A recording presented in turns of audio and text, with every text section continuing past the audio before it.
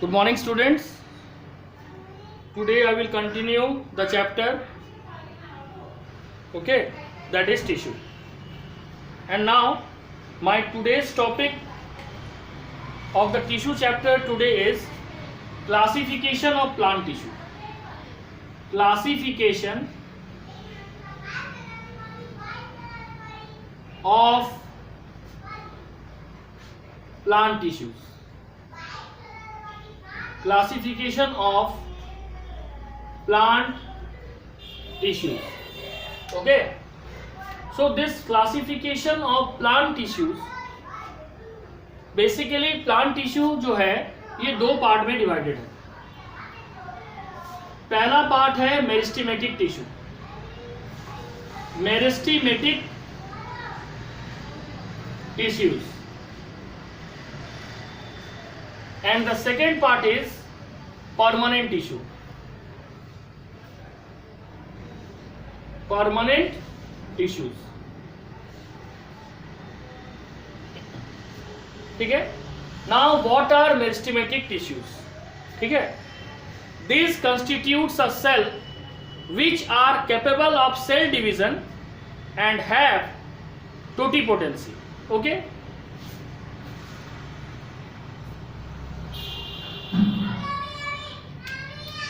Cells are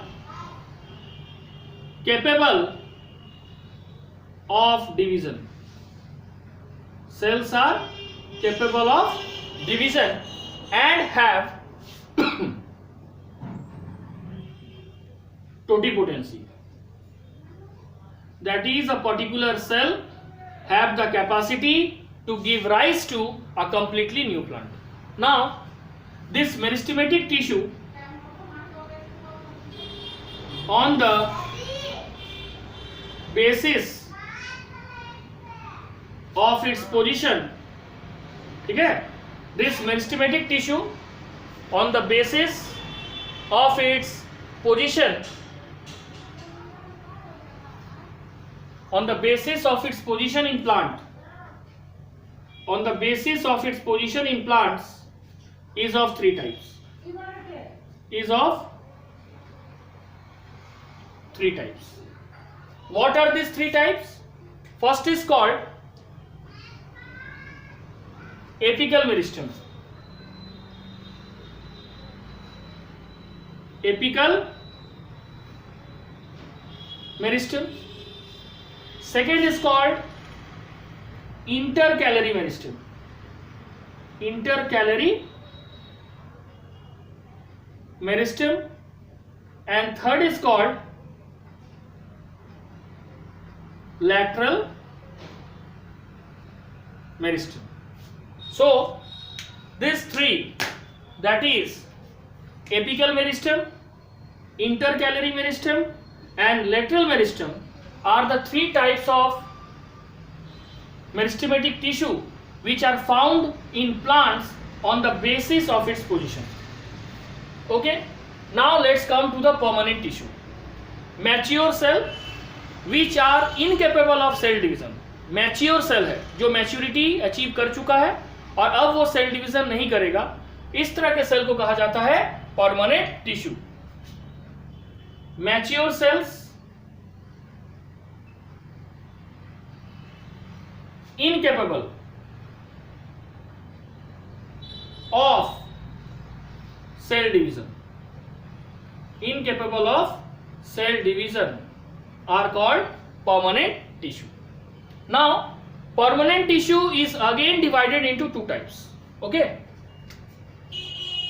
it is again divided into two types. One is called simple permanent tissue. Simple permanent tissue, and another is called complex permanent tissue. Now ये जो तुम्हारा simple permanent tissue है, it is composed of a single type of cell. It is composed of a single type of cell. ये क्या compose कर रहा है? Single type of cell. And complex tissue are those tissue which are made up of more than one type of cell. Tissue made up of more than one type of cell. Tissue made up of more than one type of cell. जो simple permanent tissue है ये दो तरह का, तीन तरह का, sorry, it is again of three type. Parenchyma,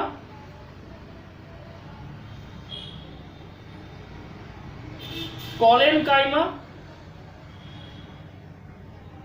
and sclerenchyma. ठीक है, जिसमें से parenchyma and collenchyma are living tissue, and sclerenchyma is a dead tissue. Sclerenchyma क्या है? Dead tissue. क्लियर? अब आ जाओ कॉम्प्लेक्स परमानेंट टिश्यू. जो कॉम्प्लेक्स परमानेंट टिश्यू है ये दो तरह का है. It is again of two type. One is xylem and another is phloem. एक जाइलम है और दूसरा फ्लोएम है. जाइलम का मेन काम है it transfer the water from root tip to the top of the plant. यानी कि जाइलम हमेशा यूनी डायरेक्शनल मूवमेंट को परफॉर्म करता है. यानी वो uni directionally, that is always from root to the top of the plant, वो water को ट्रांसफर करता है. जबकि फ्लोएम ट्रांसफर करता है प्लांट में फूड को, and food is transferred in by directional way. Food कैसे ट्रांसफर हो रहा है? बाई डायरेक्शनल वे. जबकि वाटर कैसे ट्रांसफर हो रहा है? यूनी डायरेक्शनल वे. ठीक है, यहां तक समझ आ गया?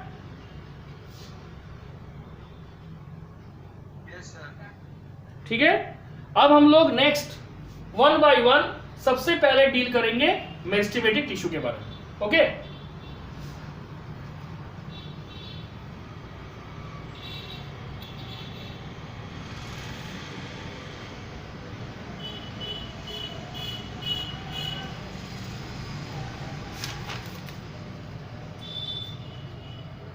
Meristematic tissues. Meristematic tissues.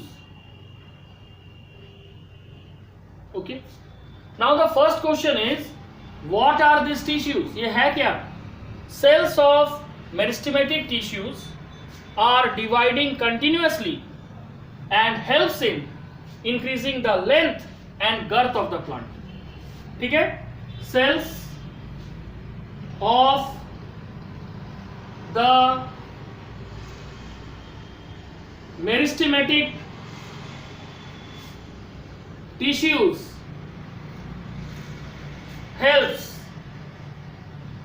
in tissues are continuously dividing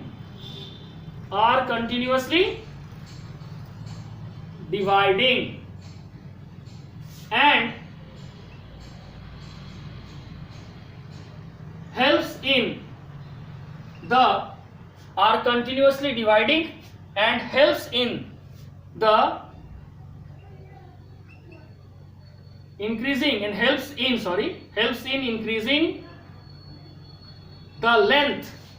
the length and girth of a plant. girth मतलब होता है गहराई या depth. girth of a plants. ठीक है, तो what are meristematic tissues? These constitute of cells which are continuously dividing and helps in increasing the length and girth of a plant. These are called meristematic tissue. तो meristematic tissue क्या है? What is it? ये समझ आया? Yes, sir. अब हम लोग जानेंगे कि what are the characteristics of meristematic tissue. ठीक है, कैरेक्टरिस्टिक्स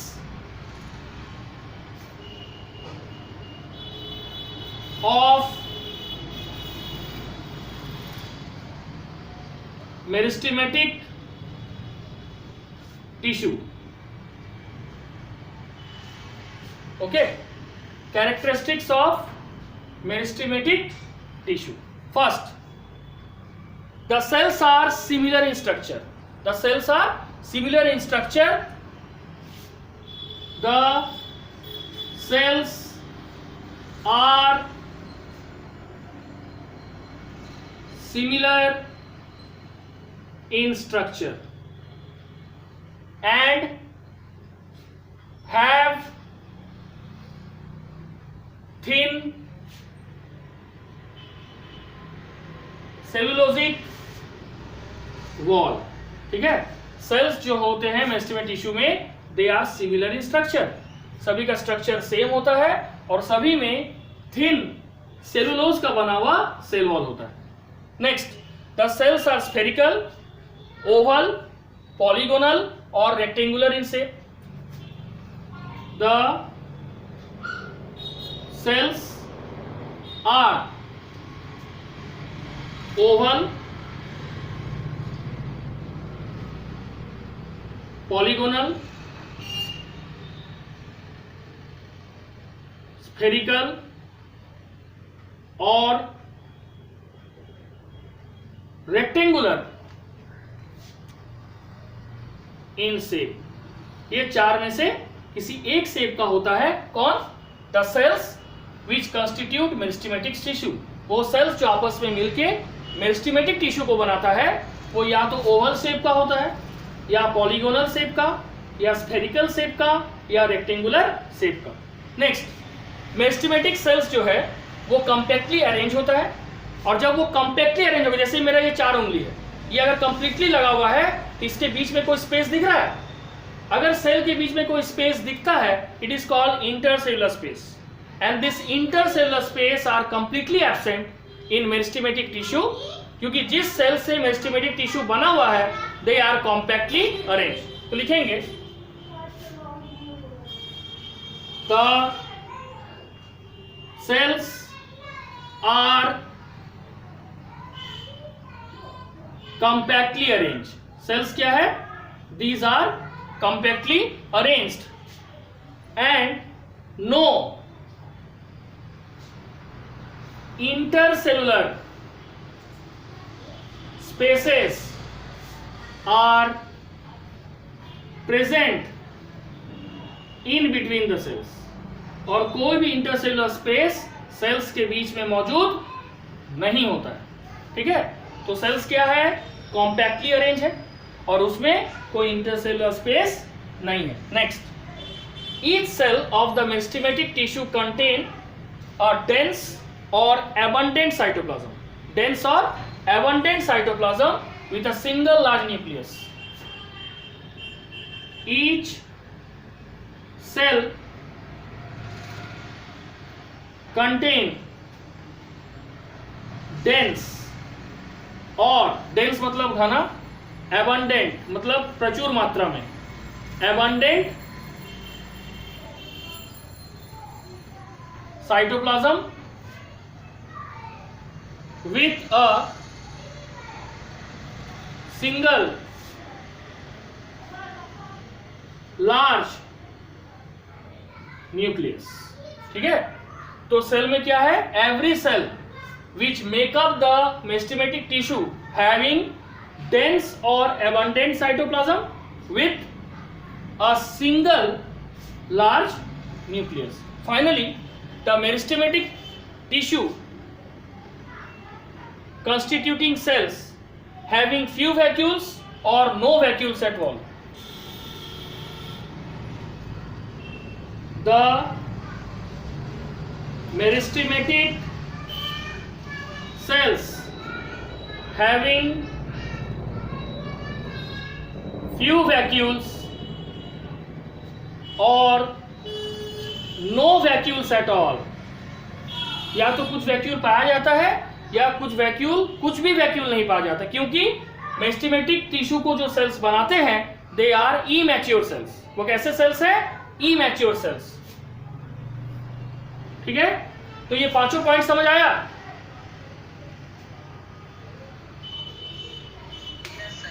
ठीक है, अब हम लोग जानेंगे कि पैरेन्काइम, ये जो तुम्हारा मेरिस्टेमेटिक टिश्यू है, ये किस पार्ट में पाया जाता है। ठीक है,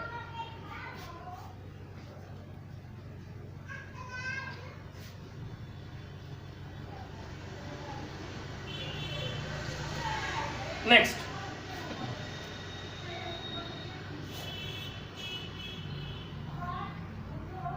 occurrence of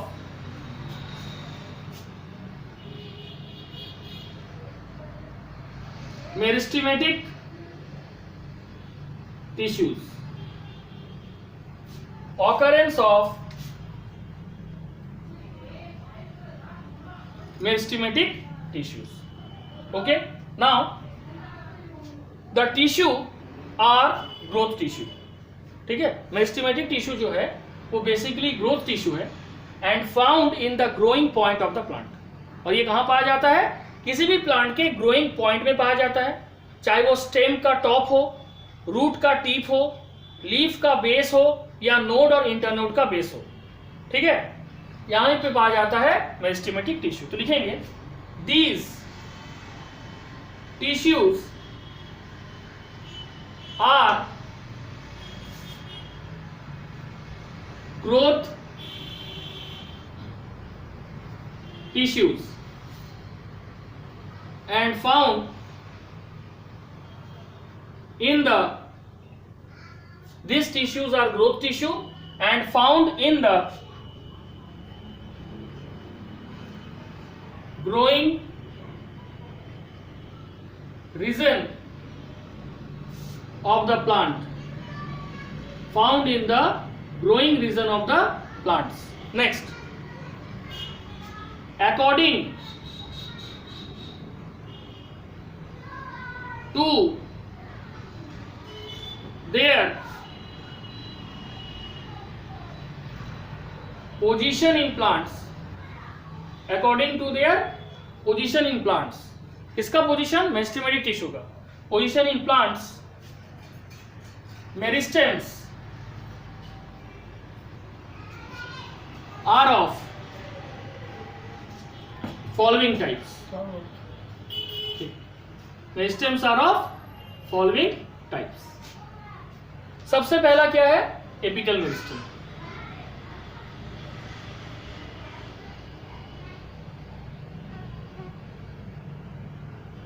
apical meristem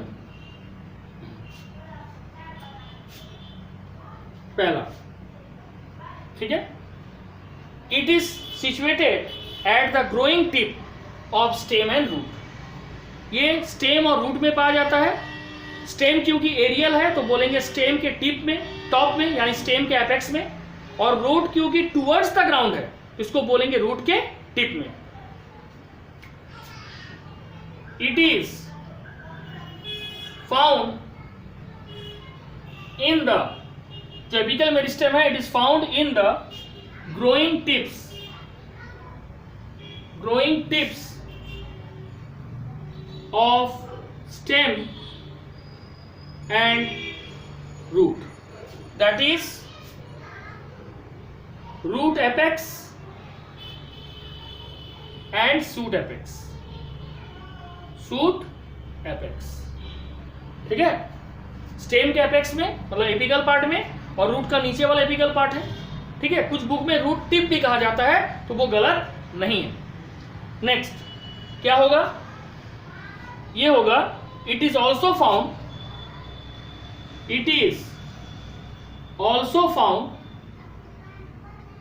at the एपिसेस यानी एपेक्स ऑफ लीफ। देखो ये बहुत कॉमन है, लेकिन क्योंकि एनसीईआरटी में लिखा हुआ है तो हमको बोलना पड़ रहा है। हम वर्ड यूज किए हैं suit, and suit means leaf plus stem. Suit का मतलब क्या होता है? Leaf plus stem. तो तीनों के ग्रोइंग पॉइंट में क्या पाया जा रहा है? Apical meristem. तो फिर एपिकल मेरिस्टेम का फंक्शन क्या है? एपिकल मेरिस्टेम का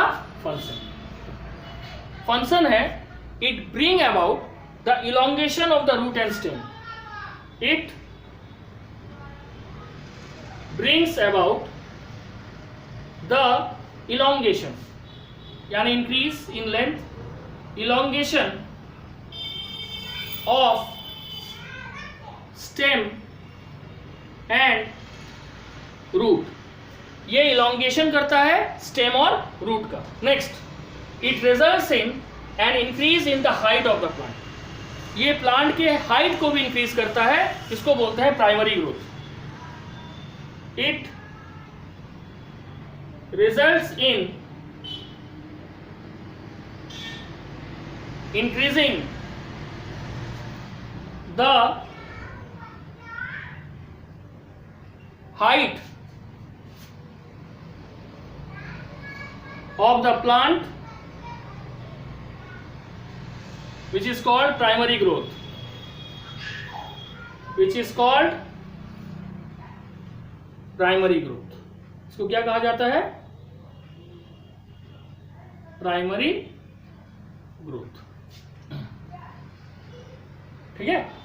तो ये जो तुम्हारा एपिकल मेरिस्टम है, ये रूट, शूट और लीफ के एपिकल पोर्शन में, एपेक्स पार्ट में, अपर मोस्ट पार्ट में पाया जाता है, और ये उसका इलॉन्गेशन करता है लेंथ वाइज. ठीक है. अब नेक्स्ट दूसरा क्या है? सेकेंड है intercalary meristem.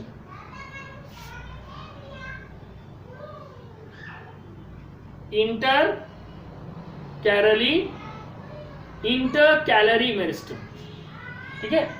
Inter calorie meristem. सबसे पहले याद रखना कि these are located, intercalary meristem are basically located at the base of the leaf, that is leaf base of the internode, as well as it is also found at the base of the node. These are located at the base of the leaf nodes and internodes. Leaf base node के base में और internode के base में पाया जाता है. ठीक है. अब यहां पे सवाल है कि नोड इंटरनोड क्या है? हम लोग सब बैम्बू स्टिक्स देखे हैं, बांस. तो याद करो, जो बैम्बू स्टिक्स होता है उसमें बीच बीच में तुम लोग देखे हो इस तरह से हार्ड पोर्शन होता है, और हार्ड पोर्शन के बीच में एकदम हॉलो यानी खोखला पोर्शन होता है. तो ये जो हार्ड पोर्शन है इसको कहा जाता है नोड. क्या कहा जाता है? नोड. और दो हार्ड पोर्शन के बीच में जो हॉलो पोर्शन है, जो खोखला पोर्शन है, इसको कहा जाता है इंटरनोड. इसको कहा जाता है इंटरनोड. ठीक है. अब लीफ का जो पार्ट इस तरह से इसमें जुड़ा हुआ रहता है स्टेम के साथ, इस पार्ट को कहा जाता है लीफ बेस. क्या कहा जाता है? Leaf base. तो लीफ बेस में, ठीक है, नोड के बेस में और इंटरनोड में क्या पाया जाता है? Intercalary meristem. और ये इंटर कैलरी मेरिस्टम का फंक्शन क्या है? क्या फंक्शन है? Its function is to increase in length of the organ such as leaf and internode. Function: it leads to increase in length. It leads to increase in length of an organ. Of an organ. कौन कौन? Such as leaf, internodes, ठीक है, और nodes. तो ये हो गया inter calorie meristem का फंक्शन कि ये लीफ बेस में, नोड के बेस में और इंटरनोड में पाया जाता है, और तीनों को ये लेंथ वाइज इंक्रीज करने में मदद करता है. यहां तक समझ आ गया?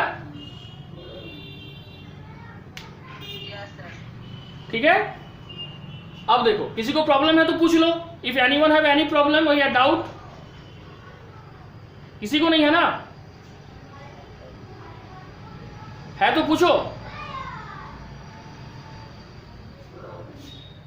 ठीक है, तो हाँ बोलो।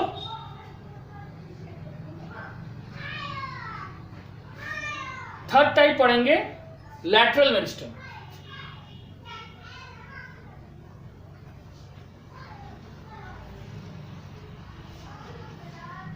Third is lateral meristem. Third is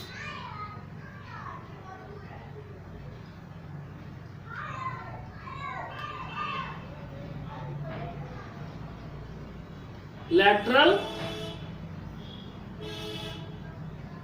meristem. Lateral meristem क्या है? They are found beneath the bark and in vascular bundle. These are found, हम ये भी लिख सकते हैं, दीज आर फाउंड बीनीथ यानी नीचे, बीनीथ द बार्क। इसको बोलता है, इसको क्या बोला जाता है? Cork cambium. और कहां पाया जाता है? And in the vascular bundle. Vascular bundle का मतलब xylem and phloem. Vascular bundle किसका? Of dicot roots and stem. किसका? डाइकॉट रूट का और डाइकॉट स्टेम का। और इसको क्या बोलते हैं? Vascular cambium. वस्कुलर कैम्बियम, ठीक है। नाउ जो लैटरल मेरिस्टम है, बोलो। डाइकॉट का मतलब होता है वैसा प्लांट जिसमें दो कॉटिलेडन होता है। फिर तुम पूछोगे सर कॉटिलेडन क्या होता है? तो कॉटिलेडन एक तरह का लीफ है जो इम्ब्रायो में पाया जाता है, और इम्ब्रायो सीड के अंदर रहता है, जो फ्यूचर में प्लांट, जैसे हम बीज को लगाते हैं ना, तो वो अंकुरित होकर एक नया प्लांट को जन्म देता है। वो नया प्लांट बीज के अंदर से किससे पैदा होता है? इम्ब्रायो से। और इम्ब्रायो को जो ढक के रखता है उस लीफ को बोलते हैं कॉटिलेडन। तो अगर किसी लीफ में, ठीक है, अगर किसी प्लांट में इम्ब्रायो में एक कॉटिलेडन है तो उसको बोलेंगे मोनोकॉट प्लांट। और अगर किसी प्लांट में यानी एंजियोस्पर्म में, एंजियोस्पर्म किसको बोलते हैं? Flowering plant. जितने भी हम प्लांट देखते हैं जिसमें फूल होता है उसको बोलते हैं फ्लावरिंग प्लांट। और फ्लावरिंग प्लांट का बायोलॉजिकल नेम क्या है? एंजियोस्पर्म, ठीक है। तो एंजियोस्पर्म के इम्ब्रायो में अगर एक कॉटिलेडन है तो मोनोकॉट प्लांट, और अगर दो कॉटिलेडन है तो dicot plant. Dicot root and stem, ठीक है, जिसको हम बोलते हैं वस्कुलर कैम्बियम। दूसरा लैटरल मेरिस्टम बार्क के नीचे या वस्कुलर कैम्बियम में जो मौजूद होता है, it is found in a thin layer. ये एक थिन लेयर के फॉर्म में पाया जाता है। तो लिखेंगे दे ऑकर इन थिन लेयर। कौन थिन लेयर में पाया जाता है? Lateral meristem. नाउ कैम्बियम जो है, देखो, अगर बार्क के नीचे है तो कॉर्क कैम्बियम, और वस्कुलर बंडल में है तो वस्कुलर कैम्बियम। तो कैम्बियम क्या है? कैम्बियम वो रीजन है which is responsible for growth in thickness. जब कोई प्लांट थिकनेस वाइज यानी डायमीटर वाइज इंक्रीज करे, डेप्थ वाइज इंक्रीज करे, दैट इज रिस्पॉन्सिबल, ठीक है। उसके लिए कौन रिस्पॉन्सिबल है? कैम्बियम। तो कैम्बियम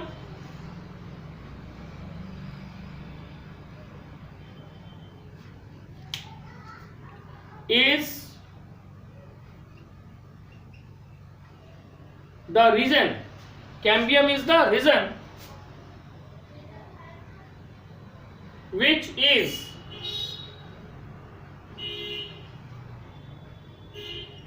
responsible for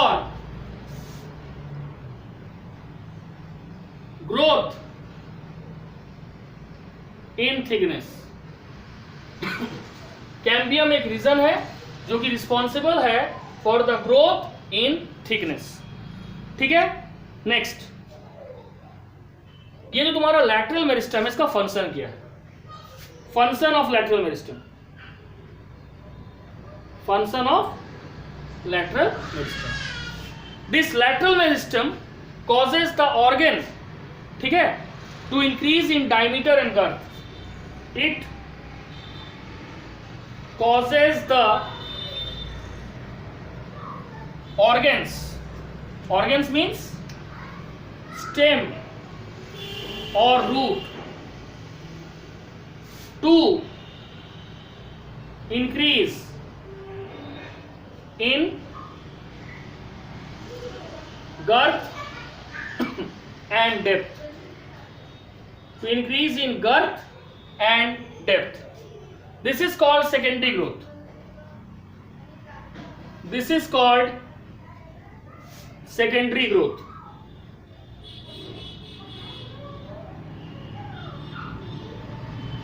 इसको क्या कहा जाता है? Secondary growth. Example cork cambium. Cork cambium जो है, जब एक ट्री ओल्ड हो जाता है तो उसका आउटर मोस्ट लेयर क्या होता है? एपिडर्मिस. वो एपिडर्मिस रैप्चर कर जाता है और एपिडर्मिस का जगह लेता है एक डेड टिश्यू जिसका नाम है कॉर्क. उसी तरह से जब एक प्लांट में सेकेंडरी ग्रोथ होता है तो प्राइमरी जाइलम के साथ सेकेंडरी जाइलम प्रोड्यूस होता है और प्राइमरी फ्लोएम के बाद सेकेंडरी फ्लोएम प्रोड्यूस होता है. ठीक है, तो this all are the secondary growth and so we know that lateral meristem is responsible for secondary growth in the plant. मतलब प्लांट में जब इनिशियली ग्रोथ होता है उसको प्राइमरी ग्रोथ कहा जाता है. प्लांट पूरी तरह से डेवलप होने के बाद फिर उसमें जो ग्रोथ होता है उसको बोलते हैं सेकेंडरी ग्रोथ. और प्लांट के सेकेंडरी ग्रोथ के लिए कौन रिस्पॉन्सिबल है? Lateral meristem. ठीक है, तो नेक्स्ट लिखेंगे example cork cambium. Cork cambium का दूसरा नाम फेलोजेन. कॉर्क कैम्बियम और phellogen produces a protective cork. Cork cambium या फेलोजेन जो है ये प्रोड्यूस करता है प्रोटेक्टिव कॉर्क लेयर. ठीक है, on the outside. On the outside.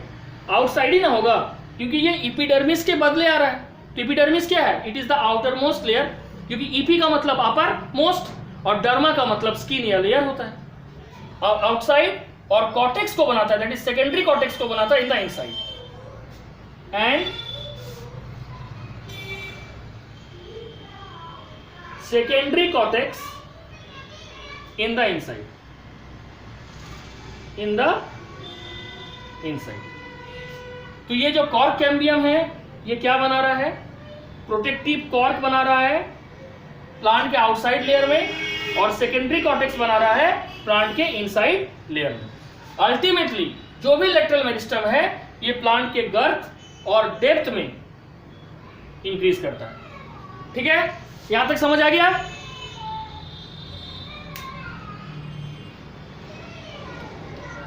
Okay, that's all for today. Next day हम लोग पढ़ेंगे what are permanent tissue and what are the types of permanent tissue. उसको डिटेल में पढ़ेंगे. That is parenchyma, collenchyma and sclerenchyma. That's all for today. Thank you.